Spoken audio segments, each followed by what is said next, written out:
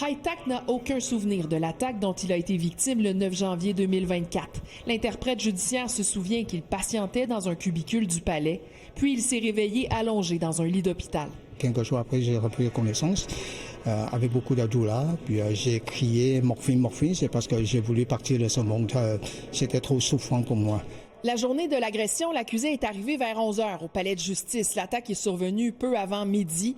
Au premier jour du procès d'Alexandre Garcès, on apprend que la victime a été trouvée inconsciente dans un bain de sang. Monsieur Tac ne respirait pas de lui-même, était dans un état précaire. Il avait 15 plaies par couteau, dont 3 profondes au thorax. À tous les jours, le docteur Bonka il est monté, puis il m'a dit « Monsieur Tac, vous êtes un miraculé, Monsieur Tac, vous êtes un miraculé ». Je suis très reconnaissant d'être en vie. Tous les jours, c'est un cadeau pour moi. Alexandre Garcès, 46 ans, est accusé de tentative de meurtre, voie de fait grave et port d'armes dans un dessein dangereux.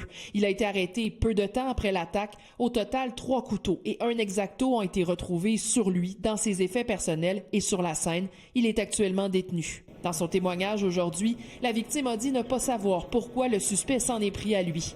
Lui qui porte encore des séquelles de cette agression.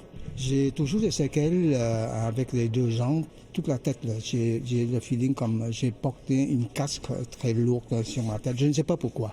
6 autres témoins, dont un constable qui est intervenu sur la scène et un avocat, ont témoigné aujourd'hui. Le procès qui se tient devant juge seul doit se poursuivre demain. Élisabeth Laplante, TVA Nouvelles, au Palais de justice de Longueuil.